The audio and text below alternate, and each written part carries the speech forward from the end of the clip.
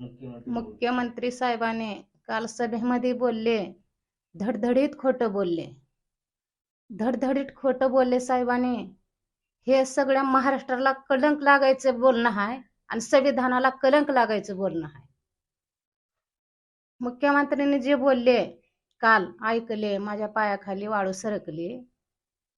माझ्या मुलाला पोलिसांनी कोमेन ऑपरेशन मधून मारून माझ्या मुलाचं पोलिसांनी खून केले. बॉडी औरंगाबादच्या घाटी हॉस्पिटल मध्ये गेलं. घाटी हॉस्पिटल मध्ये MBBS डॉक्टर होते. इन कॅमेरेमध्ये जेटच्या समोर माझ्या लेकराचं हे चिरफाड झाला. चिरफाड मध्ये त्या रिपोर्ट मध्ये असं आलं की पोलिसाच्या मारहाणीमुळे ह्याचं मृत्यू झाला. हे असं आलेलं सत्य रिपोर्ट आहे.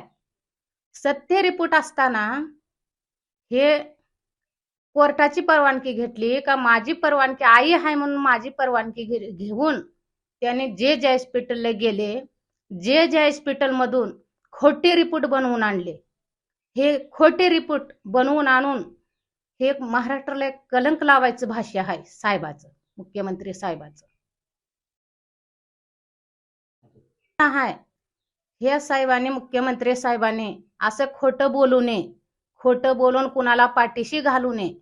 जे संविधानाच्या मार्गावर चालतात ना, कधी खोटं बोलत नाहीत. हे संविधानाच्या मार्गावर चलत नाही म्हणून तर हे मुख्यमंत्री साहेब हे खोटं बोलायला लागलेत. वारून वार खोटं. माझं सोमनाथ कसं मेलाय, जसं माझ्या लेकराचं खून झालंय, तसं हे मुख्यमंत्री साहेब सतत सभेमध्ये खोटं बोलतात. पहिलं बी खोटं बोलले, हार्ट अटॅक आलंय, हार्ट अटॅकने सोमनाथ सूर्यवंशी मेलय. अनेक धडधडीत ह्याने खोटं बोलतात. हे खोटं असं बोलू नये साहेबांनी. जे सत्य आहे, जे कोर्टाने न्याय दिलेला आहे, ते कोर्टाचा आदेश पालन करावं. हे माझं विनंती आहे सरकाराला आणि माझी विनंती आहे मुख्यमंत्री साहेबाला.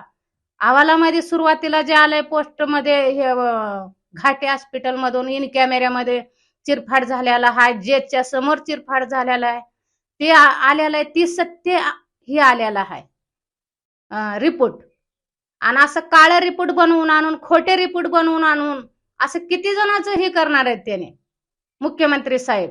एक लाडकी बहीण म्हणतात, लाडकं भाऊ म्हणतात आणि असं ही वारंवार बहिणीच्या विरुद्ध खोटं बोलतात सत्य असून. असं नकोय बोलायला. माझी विनंती आहे सरकाराला, हे खोटं असं बोलणं खरं नाही आणि आरोपीला पाठीशी घालणं खरं नाही.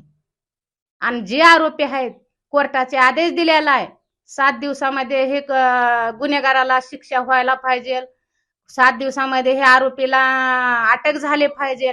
हे कोर्टाचं पालन मुख्यमंत्री साहेबांनी करावा, ही माझी विनंती आहे साहेबाला.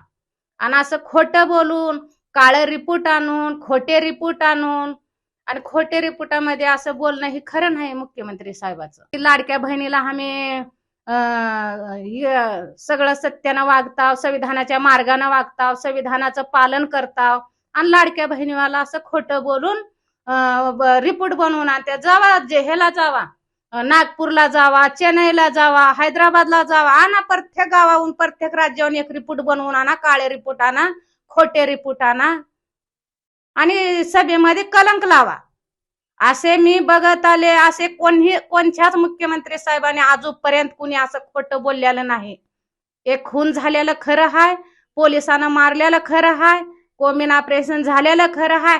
अनेक पोरं आहेत इथं, हात मोडलेले, पाय मोडलेले, अनेक बाया आहेत अद्वाक्कम झालेले, मारलेले, ह्याच्यामध्ये मार खालेले, ते अनेक पोरं आहेत तिथं. माझं एकच पोरग नाही, त्याच्यामध्ये माझं पोरग मेलं आणि ती पोरं वाचले. एवढंच आहे, एक मेलं, एक वाचले.